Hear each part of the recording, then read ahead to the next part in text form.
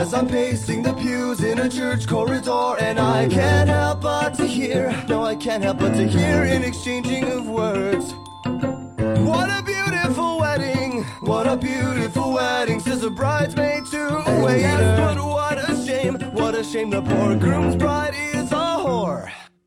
I chime in with a haven't you people ever heard of closing a goddamn door? No, it's much better to face these kinds of things with a sense of poison rationality. I chime in, haven't you people ever heard of closing a goddamn door? No, much better to face these kinds of things with a sense of, well, in fact, well, I'll look at it this way. I mean, technically our marriage is saved. Well, this calls for